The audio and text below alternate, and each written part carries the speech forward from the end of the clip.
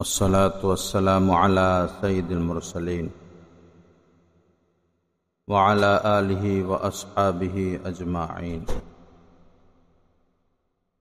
وأشهد أن لا إله إلا الله وحده لا شريك له وأشهد أن محمدا عبده ورسوله أما بعد قال النبي صلى الله تعالى عليه وسلم الدنيا كلها متاع وخير متاع الدنيا المرأة الصالحة وقال عليه الصلاة والسلام أنا عند ظن عبدي بي وأنا معه إذا ذكرني فإن ذكرني في نفسه ذكرته في نفسي وإن ذكرني في ملأ ذكرته في ملأ خير منه أو كما قال عليه الصلاة والسلام اللهم صل على سيدنا ومولانا محمد وعلى آل سيدنا ومولانا محمد وبارك وسلم أستغفر الله الذي لا إله إلا هو الحي القيوم وأتوب إليه আল্লাহ পাক জাল্লা জালালুহু আমাদের সবাইকে মাফ করে দেন। আমাদের প্রতি রব্বুল আলামিন খাস মেহেরবানি করেন। আল্লাহ পাক জাল্লা জালালুহু মেহেরবানি করে আমাদের সবার জন্য জান্নাতুল ফিরদাউসের ফয়সালা করে দেন। ইতমিনানে কলব আমাদেরকে নসিব করে দেন। তামাম ফিতনা ফাসাদ বিপদ মুসিবত থেকে রব্বুল আলামিন মেহেরবানি করে আমাদেরকে নাজাত দান করেন। আমার মা বোনেরা, দিন অতি সহজ। নবীজি বলেছেন আদ-দীনু আন-নাসিহা, দিন সহজ, দিন মানা সহজ, দিন মোতাবেক চলা সহজ। দিন ব্যতীত, দিনের বহির্ভূত, দিনের বাহিরে আমরা যা কিছু করি সেগুলো কঠিন। দিন সহজ। আল্লাহ পাক আমাদের সবাইকে দিন মোতাবেক চলার তৌফিক দান করেন। বদ্দিন যারা, দিন মানে না, দেখতে শুনতে জাঁকজমক, চলাফেরা উঠা বসা মনে হয় আসলে আগুন জ্বলতেছে, তাদের অন্তরে আগুন জ্বলতেছে। এক প্রকারের আগুন তো এমন যেটা দেখা যায়, চুলাতে জ্বলে। আরেক প্রকারের আগুন দেখা যায় না, সেটা অন্তরের মধ্যে জ্বলে। নারুল্লাহিল মুকাদা আল্লাতী তাত্তালিউ আলাল আফইদা। যারা নাফরমান, যারা গুনাহগার, যারা আল্লাহ পাকের অবাধ্য, তো আল্লাহ পাকের এক বিশেষ আগুন রয়েছে যেটা তাদের অন্তরাত্মায় জ্বলে, অন্তরকে জ্বালিয়ে শেষ করে দেয়। তো পর্দা করে না, রাস্তাঘাটে ঘোরাফেরা করে, মার্কেটে ঘোরাফেরা করে, জাঁকজমকপূর্ণ পোশাক পরে, মানুষকে রূপ দেখায়, গোপন অঙ্গ দেখায়। তো কেউ হয়তো ভাবতে পারে যে খুব সুখে আছে, শান্তিতে আছে। আসলে সুখ বলতে কিছু নাই তাদের, শান্তি বলতে কিছু নাই। আল্লাহ পাকের যে এক অদৃশ্য আগুন, ওই আগুনে তারা জ্বলে পুড়ে অঙ্গার হচ্ছে। আল্লাহ এরকম পাপ থেকে আমাদেরকে নাজাত দান করেন। অল্প সময়ের জন্য আমরা এই পৃথিবীতে আসা, একদম অল্প সময়। আপনার বয়স যদি এখন 30 বছর হয়, আপনি একটু ভেবে দেখুন 30 বছর পার হইতে কতক্ষণ লাগলো। কাহারও বয়স যদি 50 হয়, সে একটু ভেবে দেখুক 50টা বছর কিভাবে কাটালাম। যদি চিন্তা করে, দেখা যাবে যে কি অল্প মুহূর্তে 50টা বছর শেষ হয়ে গেল। তদ্রূপ কাহারও বয়স যদি 70 হয়, 80 হয়, তো এই 70-80 বছর কাটতে, অতিবাহিত হতেও বেশি সময় লাগবে না। চোখের পলকেই জিন্দিগি শেষ হয়ে যাবে। এজন্য আমার মা বোনেরা, কবরে অনন্ত অসীম থাকতে হবে। মৃত্যুর পরে আর মৃত্যু নাই, মৃত্যুর পরে আর মৃত্যু নাই। মৃত্যুর পরে দুই স্থান, জান্নাত জাহান্নাম। ভালো কাজ করবেন, ভালো হয়ে চলবেন, আল্লাহর নাফরমানি থেকে বেঁচে থাকবেন, নো টেনশন, আপনি সুখে থাকবেন, শান্তিতে থাকবেন। আর নাফরমানি করবেন, নাফরমানি করবেন, অবাধ্য হবেন, সীমালঙ্ঘন করবেন, তো আপনি যদি রানীও হন, হাজার হাজার কোটি টাকার মালিকও হন, আল্লাহর গজব থেকে আপনাকে রক্ষা করার কিছুই থাকবে না। লা ইলাহা ইল্লাল্লাহ। আল্লাহ আমাদের সবাইকে মাফ করে দেন। হযরতে নূহ আলাইহিস সালাম যখন কিস্তিতে উঠেন আর চতুর্দিক থেকে পানি আসতে থাকে আর বৃষ্টি হতে থাকে, তো তার ছেলের সাথে সর্বশেষ সাক্ষাৎ, সর্বশেষ কথা, ছেলের সাথে সর্বশেষ সাক্ষাৎ, সর্বশেষ কথা।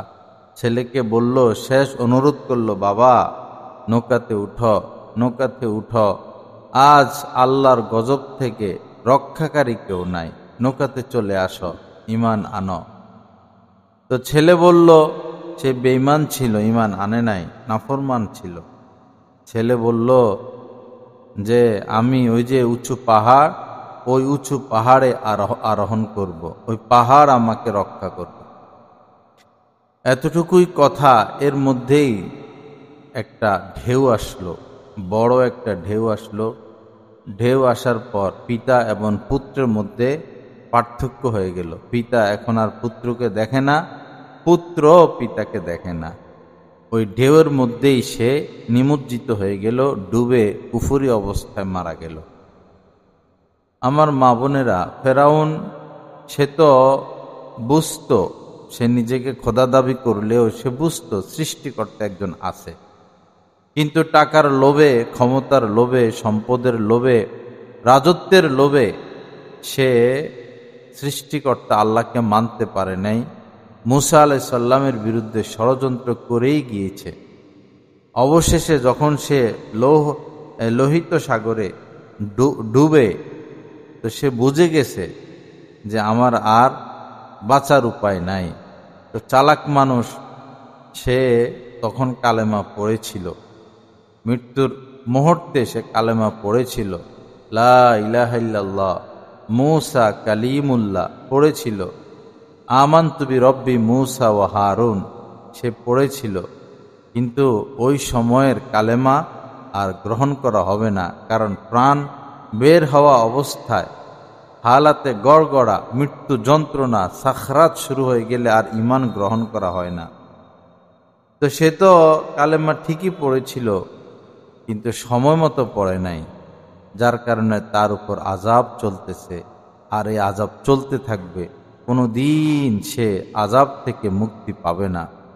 আমার মা বোনেরা, ঈমান অনেক আজীব জিনিস, ঈমান আজীব জিনিস। ঈমান নিয়ে যাওয়াই এখন মুশকিল। চতুর্দিকে ঈমান নিয়ে কাড়াকাড়ি, চতুর্দিকে ঈমান নিয়ে কাড়াকাড়ি। দাজ্জাল আসলে দাজ্জালের অনুসারী মহিলারাই বেশি হবে। মহিলারা দলে দলে দলে দলে দাজ্জালকে অনুসরণ করবে, দাজ্জালের কাছে চলে যাবে। আলেম ওলামা ওই সময় থাকবেন, মহিলাদেরকে নিষেধ করবেন, যেও না, যেও না, এ দাজ্জাল, এ দাজ্জাল, এ জাদুঘর। কিন্তু আলেমদের কথা কেউ মানবে না। এখনো আলেমরা বলতে থাকেন যে ভণ্ডদের কাছে যেও না, মাজারে যেও না, মাজারে গিয়ে সেজদা দিও না, ভণ্ডদের কাছে যেও না। কিন্তু আলেমদের কথা কেউ শুনতে চায় না। বেশিরভাগ মহিলারা এখনো ভণ্ডদের ভক্ত, ভণ্ড, ভণ্ড পীর, ভণ্ড আলেম। আল্লাহ হেফাজত করেন। যে আলেম মহিলাদের সাথে পর্দা করে না, যে আলেম মহিলাদের সাথে পর্দা করে না, যে আলেম ছবি তোলে, ভিডিও করে, যে আলেম কন্টাক্ট করে ওয়াজ মাহফিল করে, তার বয়ান কখনো শুনবেন না। যারা ছবি তোলে, ভিডিও করে, ইউটিউবে গেলে যাদেরকে দেখা যায়, এদের থেকে দিন নিবেন না। এরা টাকা পয়সার লোভে পড়ে গেছে, একটা হারাম কাজ, ছবি তোলার মতো হারাম কাজে এরা জড়িয়ে পড়েছে। এরা যেই হোক, যত সুনামদারি হোক, তারা ভুলের মধ্যে আছে। তাদের থেকে দিন নিবেন না, তাদের বয়ান শুনবেন না, তাদের থেকে দূরে সরে যান। দাজ্জাল আসার আগে তার চামচা চলে আসবে, দাজ্জাল আসার আগে তার চামচা চলে আসবে। আমাদের বাংলাদেশে যেমন মাদ্রাসা রয়েছে বড় বড়, আমেরিকাও এরকম মাদ্রাসা আছে জঙ্গলের ভিতরে, গভীর জঙ্গলে। একবার আমাদের এক সেনা প্রধান আমেরিকা সফরে গিয়েছিল, তো ওই দেশের সেনা প্রধানরা তাকে নিয়ে গেল জঙ্গলের ভিতরে, অনেক ভিতরে।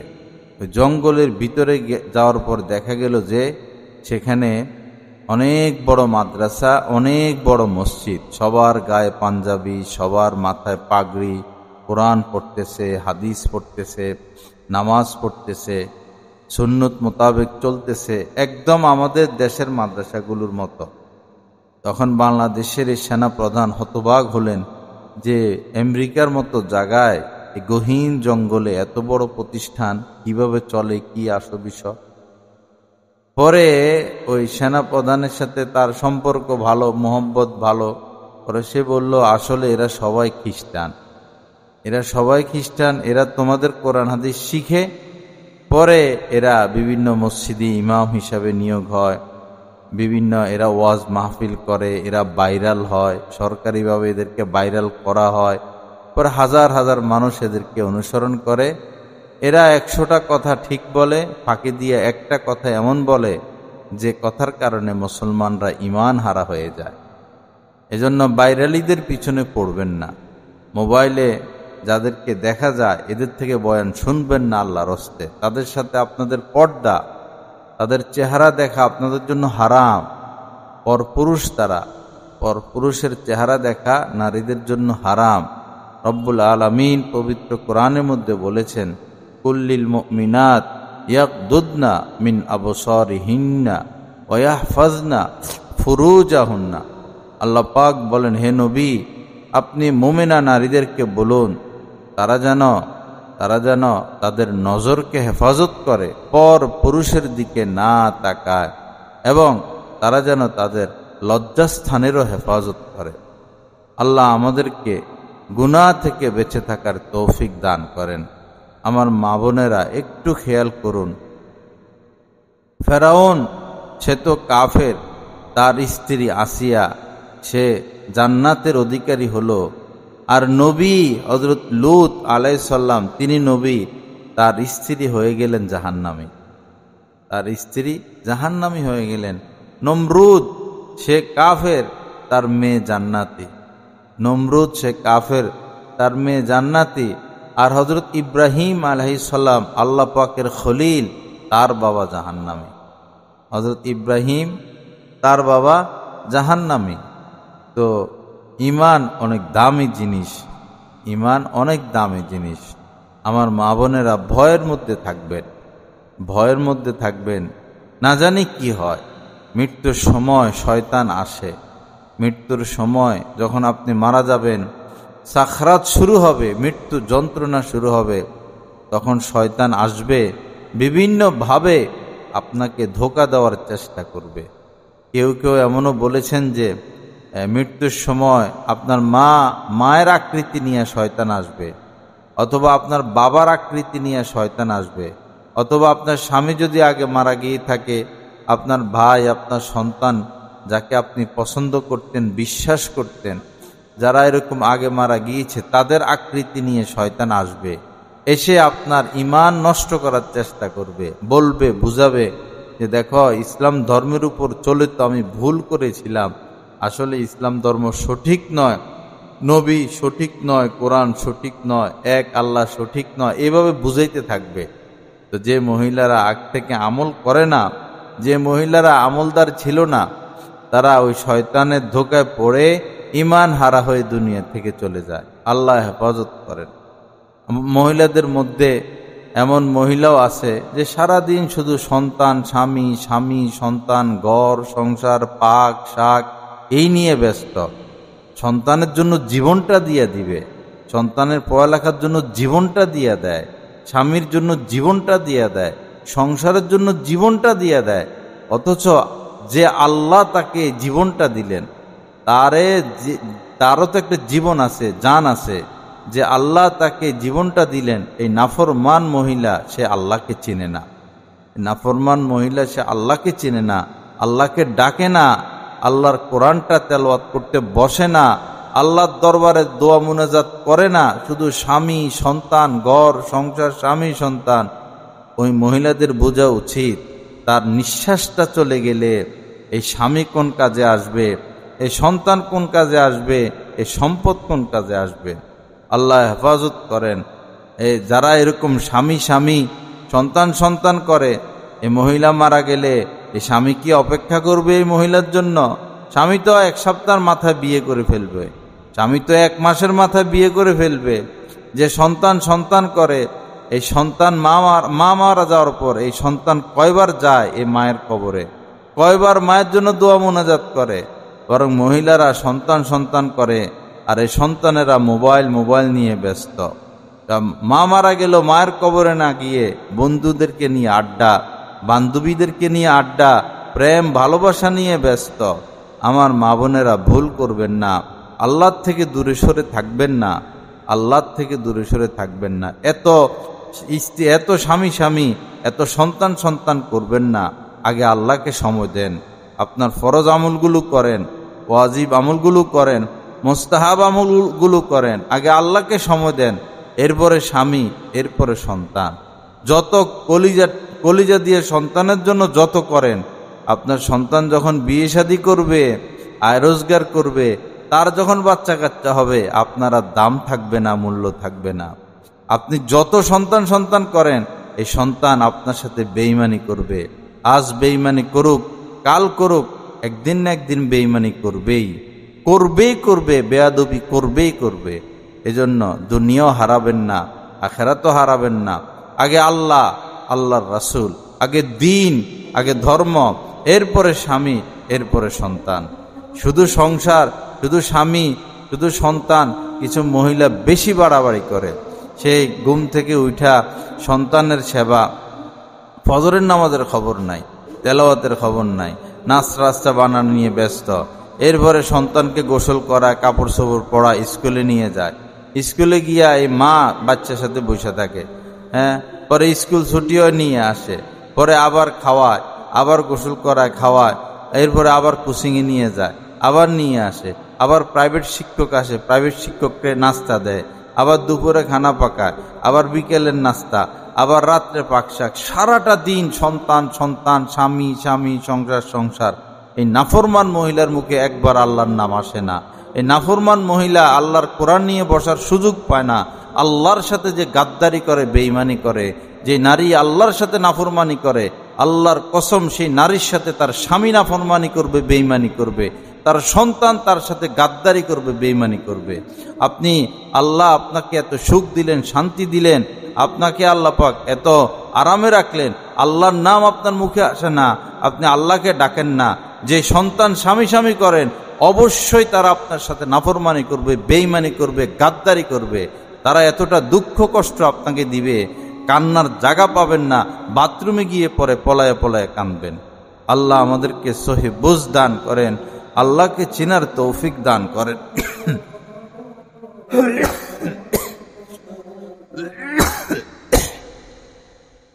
চাচাতো বোন, সে রূপ সৌন্দর্য কোনো দিক থেকে কম না, বড় জায়গায় তার বিবাহ হলো, ঢাকা শহরে বাড়ি, ভিআইপি অবস্থায় থাকে, অল্প বয়সে স্বামী মারা গেছেন, একদম অল্প বয়সে, সন্তান আছে, তো তার বিয়ের বয়স আছে, আত্মীয় স্বজন, মা বাবা সবাই তার বিয়ের ফিকির করতেছে যে তোমার তো এখনো বিয়ের বয়সই রয়ে গেল, স্বামী মারা গেছে, তুমি বিয়ে করো, আমরা বিয়ের ব্যবস্থা করি, সন্তানও আছে, সন্তান পালবা, আমরা সন্তান পালব। তো এই মহিলা, সন্তানটা সুন্দর বেশি, মহিলা বলল না, আমি আমার এই কলিজার টুকরাকে নিয়ে বেঁচে থাকবো, আমি এই আমার জীবন।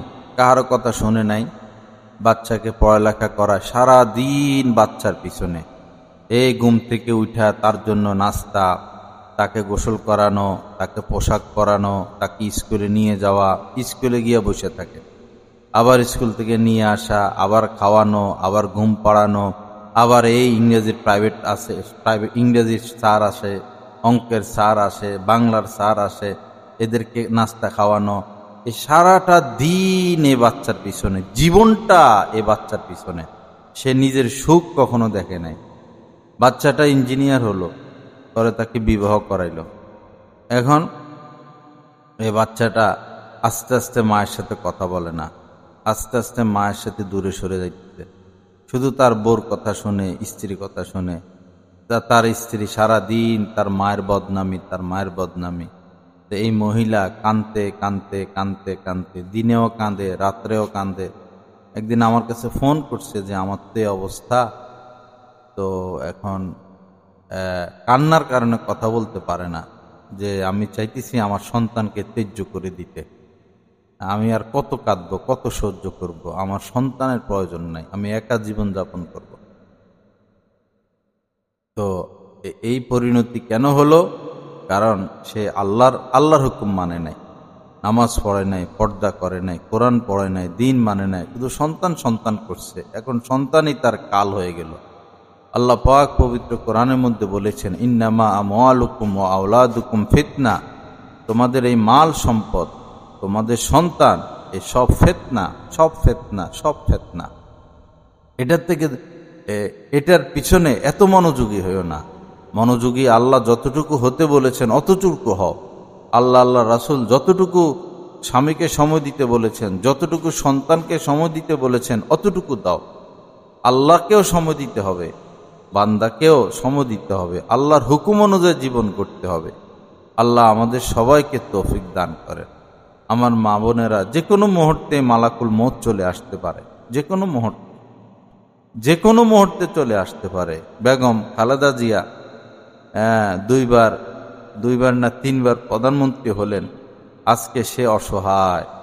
তার আপন বলতে তার ছেলেটা, তার আপন বলতে কেউ নাই, 2 ছেলে মেয়ে নাই, 2 ছেলে, স্বামী তো আগে মারা গেল, 1 ছেলে আগে মারা গেল, এখন শুধু একটা মাত্র ছেলে।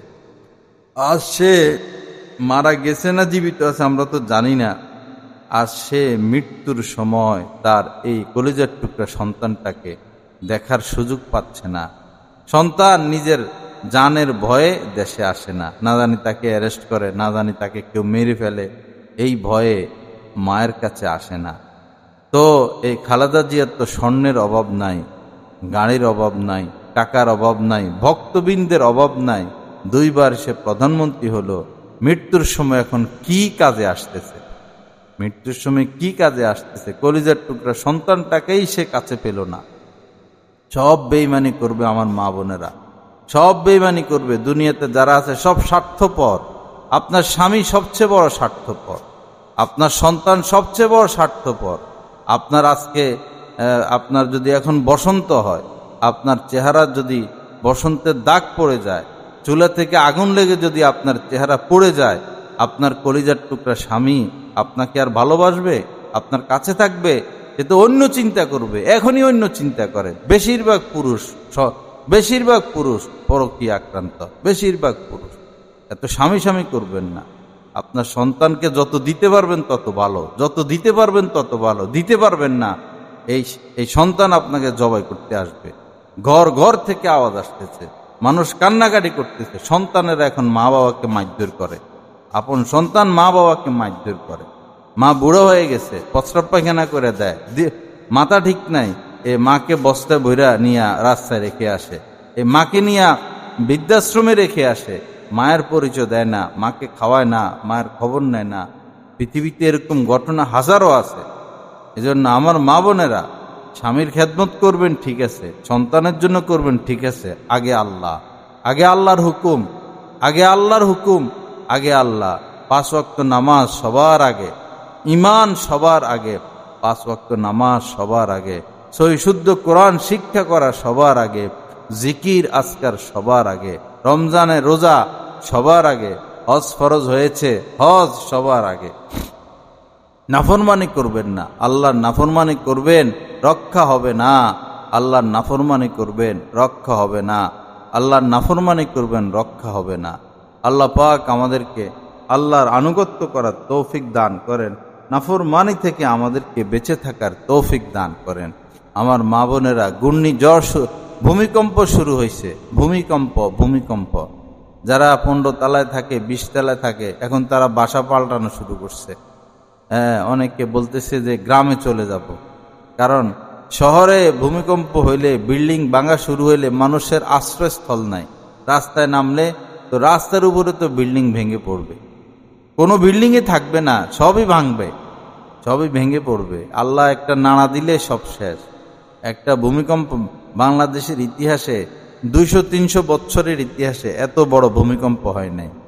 ওই বড় ভূমিকম্পের পর আরো কয়েকবার ভূমিকম্প হয়ে গেছে। আসলে ভূমিকম্প ওই সময় হয় যখন জিনা বেড়ে যায়, যখন জিনা ব্যভিচার বেড়ে যায় তখন ভূমিকম্প হয়। আপনাদের ছেলেদেরকে আপনারা ছেড়ে দিছেন, কন্ট্রোল করেন না, টাচ মোবাইল দিয়ে দিছেন, ঘরের মধ্যে ওয়াইফাই লাইন লাগাইয়া দিছেন। ছেলেরা স্কুলে পড়ে, কলেজে পড়ে, মেয়েদের সাথে আড্ডা আর জিনা ব্যভিচার। মেয়েদেরকে ছেড়ে দিছেন, তারা মাথায় ওড়না দেয় না, বুক ঢেকে রাখে না, তাদের গোপন অঙ্গ মানুষকে দেখায়। সে ভার্সিটিতে দিয়ে দিছেন, মেসে থাকে, কলেজে দিয়ে দিছেন, মেসে থাকে। একটা মেয়েকে মা বাবা পাহারা দিয়ে রাখতে পারে না, গোপনে গোপনে ছেলেদের সাথে সম্পর্ক করে বসে। এই মেয়ে যদি ভার্সিটিতে যায়, কলেজে যায়, মেসে থাকে, তো এই মেয়েকে কে পাহারা দিবে? বাংলাদেশের হোটেলে হোটেলে মেয়ে, হোটেলে হোটেলে মেয়ে। এই মেয়েগুলো কারা? এই মেয়েগুলো আপনাদের মেয়ে, যাদেরকে মা বাবা ভার্সিটিতে পড়ালেখা করতে পাঠাইছে। এদের এক একটার হাত খরচ 50,000 টাকা, 1 লাখ টাকা। তো এদের মা বাপ না হলে 20,000 টাকা দেয়, বাকি টাকা এরা কই পায়? হোটেলে হোটেলে মেয়ে, এগুলো আমাদের মুসলমানদের মেয়ে। মা বাপরা বেশি লোভের কারণে বেশি শিক্ষিত করবে, চাকরি করাবে মেয়েকে দিয়া, এই লোভ সামলাইতে না পাইরা ভার্সিটিতে পাঠায় আর গপ মারে। আমার মেয়ে ঢাকা ভার্সিটিতে পড়ে, আমার মেয়ে সিলেট ভার্সিটিতে পড়ে। ভার্সিটিতে পড়ে ভালো কথা, চরিত্র কয়টার ঠিক আছে, স্বভাব কয়টার ঠিক আছে, সতীত্ব কয়টার ঠিক আছে? যারা ভার্সিটি লেভেলে যায়, কয়জনের চরিত্র, স্বভাব, সতীত্ব ঠিক আছে? খবর নিয়ে দেখেন। আল্লাহ হেফাজত করেন। মেয়েদেরকে পড়ান, আপত্তি নাই। যেখানে ছেলে নাই সেখানে পড়ান। মেয়ে শাখা, শুধু মেয়েরা পড়াবে, মেয়েরা থাকবে, মেয়েরা পড়াবে, সেখানে পড়ান। ছেলেদের সাথে কিসের পড়ালেখা? ছেলে মেয়ে যে কলেজে, যে ভার্সিটিতে, যে স্কুলে ছেলে মেয়ে একসাথে পড়ে, এখানে পড়ালেখার কোনো পরিবেশ নাই। এটা প্রেম ভালোবাসার পরিবেশ, গল্প স্বল্পের পরিবেশ, কুদৃষ্টির পরিবেশ। যেখানে কুদৃষ্টি হয় সেখানে খোদার গজব আর লানত বর্ষণ হইতে থাকে। পড়ালেখা বড় নয়, নিজের চরিত্র হেফাজত করা বড়। আমাদেরও মেয়ে আছে, আমরা পারি বড় বড় ভার্সিটিতে পড়াইতে। আমরা তো কল্পনাও করি না, চিন্তাও করি না। মেয়েদের এত পড়ালেখার কি প্রয়োজন? মেয়েরা তো মা হবে, মেয়েরা তো গৃহিণী হবে, মেয়েরা তো সংসার দেখবে। মেয়েদের চাকরির নিয়োগ কেন করবে তারা? তাদের এত ডিগ্রির উপরে ডিগ্রির কিসের প্রয়োজন? তারা তো মা হবে। আল্লাহ রাসূলের পক্ষ থেকে তাদেরকে দায়িত্ব দেওয়া হইল, আল মারআতু রাইয়াতুন আলা বাইতি যাওজিহা ওয়া ওয়ালাদিহি। 2 দায়িত্ব তাদের, যে তারা স্বামীর ঘর দেখবে, সংসার দেখবে, স্বামীর মালের হেফাজত করবে এবং স্বামীর সন্তান লালন পালন করবে। এ হচ্ছে মহিলাদের দায়িত্ব। আর যত কিছু আছে সব দায়িত্ব পুরুষদের। মহিলারা ঘরে থাকা পছন্দ করে না, সব মেয়ে চাকরি, সব মেয়ে চাকরি। শহর মানে চাকরি, শহরে স্বামীও চাকরি করে, স্ত্রীও চাকরি করে। এই পর্দার বাহিরে গিয়ে মেয়েরা চাকরি করার কারণে এখন ফলাফল কি দাঁড়ালো? যে পুরুষরা সব পরকীয়া আক্রান্ত। স্ত্রী আছে, সন্তান আছে, কিন্তু চাকরি করে এক মেয়ের সাথে। ওই মেয়ের সাথে সারাদিন উঠা বসা, দেখা সাক্ষাৎ, পাশাপাশি বসে সারাদিন কথা বলে, সারাদিন দেখা দেখি হয়, পরে ওই মেয়ের প্রেমে পড়ে যায়। আর ওই মেয়েও সারাদিন পুরুষের সাথে উঠা বসা, পরে এই পুরুষকে ভালো লাগে, এই পুরুষকে ভালো লাগে, পরে আর স্বামী তার কাছে ভালো লাগে না। আল্লাহর কসম, ঘরে ঘরে আগুন জ্বলতেছে, শহরে ঘরে ঘরে আগুন জ্বলতেছে। স্বামী অন্য মহিলার সাথে সম্পর্ক আর স্ত্রী অন্য পুরুষের সাথে সম্পর্ক। এদের ঘরগুলো আগুন হয়ে গেছে, এদের ঘরগুলো জাহান্নাম হয়ে গেছে। এই টাকার লোভ, চাকরির লোভ, সম্পদের লোভের কারণে আজ আমরা শান্তি হারা, সুখ হারা। আল্লাহ আমাদেরকে হেফাজত করেন। আপনার ছেলেকে বিবাহ করাবেন, এমন মেয়ে বিবাহ করাবেন যে মেয়ে ঘরে থাকবে, চাকরি করবে না। চাকরি করবে এমন মেয়েকে বিবাহ করাইলে বিবাহের দরকার নাই, আপনার ঘর ঘর থাকবে না, এটা আগুন হয়ে যাবে। আপনি বৌমার সেবা কোনোদিন পাবেন না, বৌমার থেকে ভালো আচরণ কোনোদিন পাবেন না। বৌমাও স্বামীর কোনোদিন খেদমত করবে না, সেবা করবে না, সহযোগিতা করবে না। কারণ বৌমার হাতেই টাকা, সেই টাকা কামায়। যে নারী নিজে টাকা কামায়, সে তার কাছে স্বামীর কোনো পাত্তা আছে? তার কাছে শ্বশুর শাশুড়ি কোনো পাত্তা আছে? আল্লাহ হেফাজত করেন। আপনার মেয়েটাকে দিন শিখান, মাদ্রাসায় পড়ান, দিন শিখান, আলেমা বানান, হাফেজা বানান, ভালো একটা ছেলের হাতে তুলে দেন।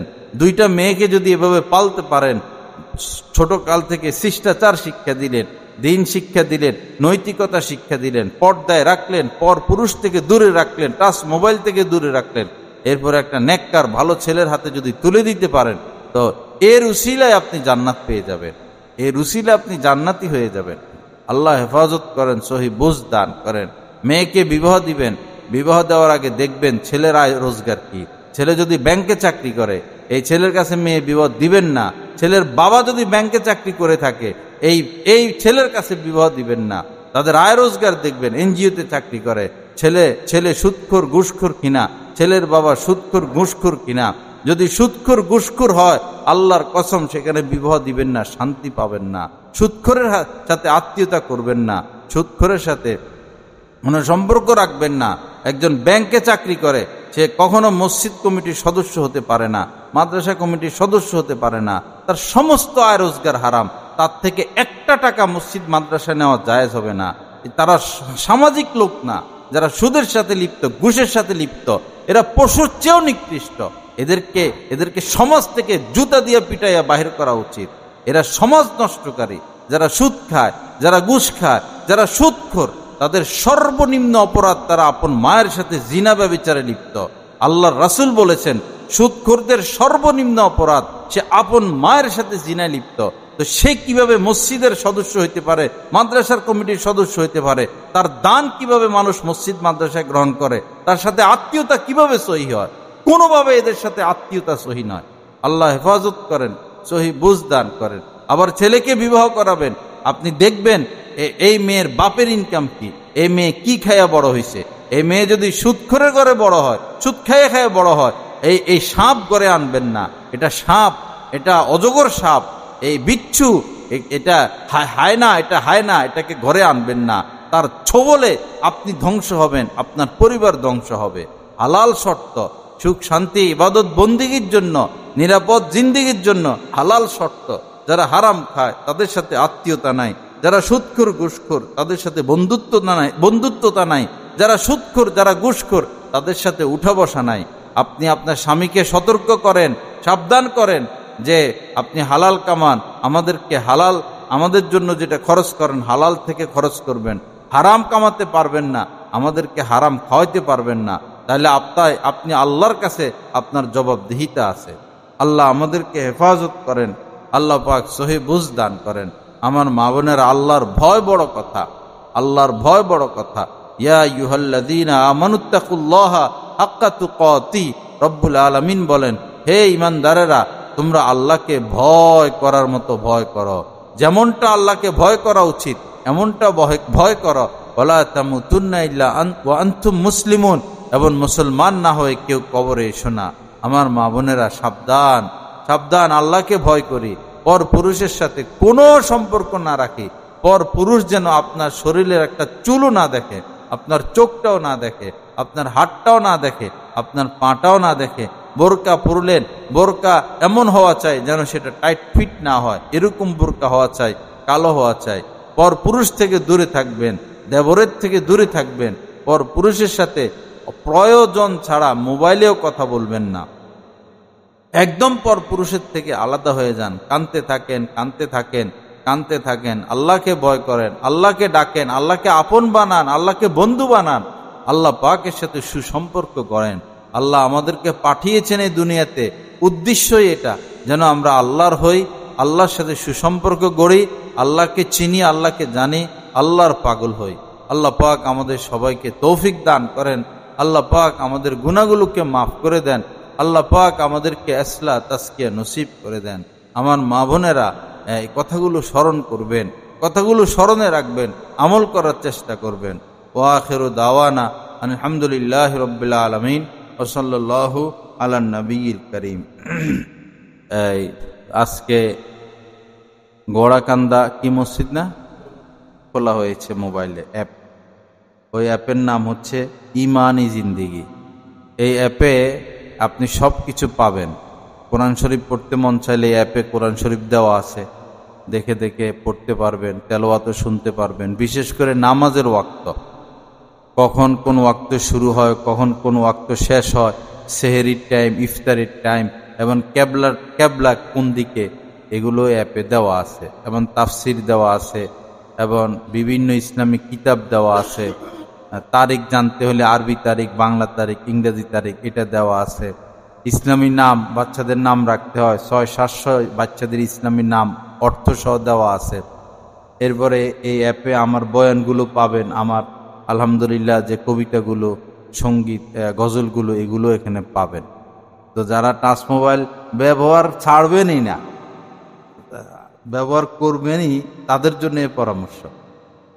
অ্যাপটা নামাই নেবেন, প্লে স্টোরে গেলে, প্লে স্টোরে গিয়ে ইমানি জিন্দিগি এটা মুখে বললেও হয়, অথবা বাংলাতে লিখবেন বা ইংরেজিতে লিখবেন, তখন এই অ্যাপটা আসবে, ডাউনলোড করে নেবেন, ইনশাল্লাহ ফায়দা হবে। আর আগামী শনিবার বাদশা মিয়ার বাড়িতে, ওইখানে ইনশাল্লাহ এই টাইমে বয়ান হবে। আর আগামী জানুয়ারি মাসের 3 তারিখ প্রথম শনিবারে বয়ান হবে। নিজেরা আসবেন, আপনাদের পরিচিতদেরকে নিয়ে আসবেন। একা একা এসে কি লাভ? কাউকে নিয়ে আসলে সে যদি হেদায়েত পায়, তো তার সারা জীবনের আমলের সওয়াব আপনি, সমপরিমাণ সওয়াব আপনি পেয়ে যাবেন। এজন্য এই দিন আসলে দাওয়াত দেওয়া,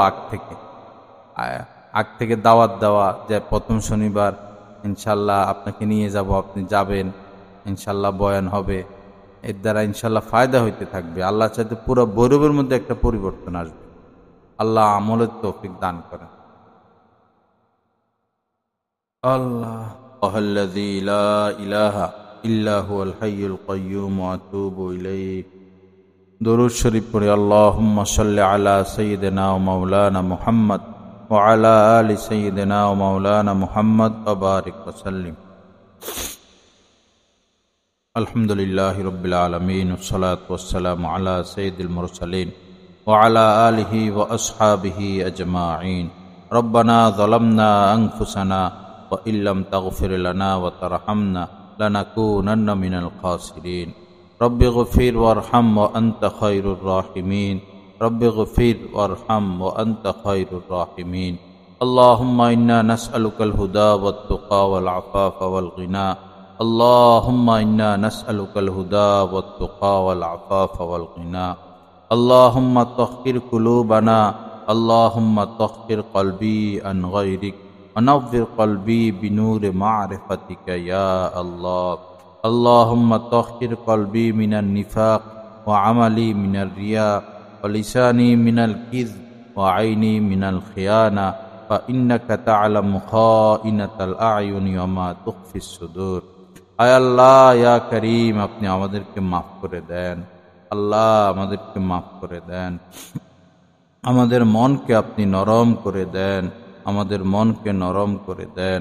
আয় আল্লাহ, গুনাহ মুক্ত জিন্দেগি নসিব করেন, গুনাহ মুক্ত জিন্দেগি নসিব করেন। তাকওয়া, তহারাত, হেফাজতের তৌফিক দান করেন রব্বুল আলামিন। আল্লাহ, এই মজলিসকে আপনি কবুল করেন। যে মা বোনেরা দূর দূরান্ত থেকে এসেছে, কষ্ট স্বীকার করে, সময় কোরবানি করে, এদের কাহুকে আপনি মাহরুম করিয়েন না। আল্লাহ, এদের কাহুকে বঞ্চিত করিয়েন না। আল্লাহ, সবাইকে কামিল হেদায়েত দান করেন রব্বুল আলামিন। সবাইকে কামিল হেদায়েত দান করেন। আল্লাহ, সবার মন পরিবর্তন করে দেন। আল্লাহ, পাপের সাথে, গুনাহের সাথে আমাদের যতটুকু সম্পর্ক আছে, সমস্ত সম্পর্ক বর্জনের তৌফিক দিয়া দেন রব্বুল আলামিন। আয় আল্লাহ, এই ঘরের গৃহিণী দুনিয়া থেকে বিদায় নিয়েছেন, আয় আল্লাহ, ওনাকে আপনি মাফ করে দেন, ওনাকে মাফ করে দেন, ওনার জন্য জান্নাতের ফয়সালা করে দেন রব্বুল আলামিন। জীবদ্দশায় যে ভুল ত্রুটি ওনার দ্বারা হয়েছে, আপনি মেহেরবানি করে তাকে মাফ করে দেন। আল্লাহ, তাকে মাফ করে দেন। আল্লাহ, তাকে মাফ করে দেন। এই ঘরের মধ্যে আপনি বরকত দান করেন। পরস্পর ভাই বোনদের মধ্যে মিল মোহাব্বত দান করেন। এই ঘরের আওলাদ যারা আছে, যারা হবে ভবিষ্যতে, সবাইকে আলেম আল্লাহওয়ালা হাফেজ হিসাবে আপনি কবুল করেন। ইয়া রাব্বুল আলামিন, এই বয়ানকে আপনি কবুল করেন। কিয়ামত পর্যন্তের জন্য এই বয়ানকে আপনি চালু রাখিয়েন, জারি রাখিয়েন। আয় আল্লাহ, ইয়া করিম, আমাদেরকে আপনি মাফ করে দেন। আমাদের রিজিকের মধ্যে বরকত দান করেন। আল্লাহ, আমাদের রিজিকের মধ্যে বরকত দান করেন। হালাল রিজিক দান করেন। হারাম থেকে তওবা করার তৌফিক দান করেন। হারাম থেকে তওবা করার তৌফিক দান করেন। যারা হারামখোর, যারা সুদখোর, ঘুষখোর, এদের সংস্পর্শ থেকে আমাদেরকে দূরে রাখেন। আত্মীয়তা করা থেকে আমাদেরকে দূরে রাখেন। আয় আল্লাহ, ইয়া করিম, মানুষ হওয়ার তৌফিক দান করেন। আল্লাহ, আমাদের মনকে আপনি নরম করে দেন। আল্লাহ, আখিরাতমুখী করে দেন। মৃত্যুর সময় কালেমা নসিব করিয়েন। মৃত্যুর সময় তাকওয়া, তহারাত, আপনার মহব্বত নিয়ে বিদায় নেওয়ার তৌফিক দান করিয়েন। মেহেরবান খোদা আল্লাহ, আমাদেরকে আপনি মাফ করে দেন। এ ভৈরবের সকল নারীদেরকে, মেয়েদেরকে পর্দার তৌফিক দিয়ে দেন। এ ভৈরবের মধ্যে দ্বীনি পরিবেশ আপনি নসিব করে দেন। আয় আল্লাহ, দুনিয়াদারদেরকে আপনি হেদায়েত দান করেন। সুদখোর, ঘুষখোর, আয় আল্লাহ, যারা ডাকাতি, সন্ত্রাসী, মাস্তানি করে, দেশের টাকা বিদেশে পাঠায়, এই অপরাধীদেরকে তওবা করার তৌফিক দান করেন। আমাদের দেশের মধ্যে একজন নেককার সরকার দান করেন। আয় আল্লাহ, নেককার, ন্যায়পরায়ণ এমপি, মন্ত্রী, প্রধানমন্ত্রী, প্রেসিডেন্ট আপনি নসিব করেন। দেশের মালের হেফাজত করেন। দেশের মেধার হেফাজত করেন। রব্বুল আলামিন, দেশের স্বাধীনতার হেফাজত করেন। সৎ লোকদের দ্বারা এই দেশকে পরিচালনার সুব্যবস্থাপনা আপনি করে দেন। আমাদের মধ্যে যারা অসুস্থ, সবাইকে শিফায়ে কামেলা আজেলা নসিব করে দেন। আমাদের ঋণগুলো মেহেরবানি করে পরিশোধ করার তৌফিক দান করেন। সুবহানা রাব্বিকা রাব্বিল ইজ্জাতি আম্মা ইয়াসিফুন ওয়া সালামুন আলাল মুরসালিন ওয়ালহামদুলিল্লাহি রাব্বিল আলামিন। আমিন বিরহমাতিকা ইয়া আরহামার রাহিমিন।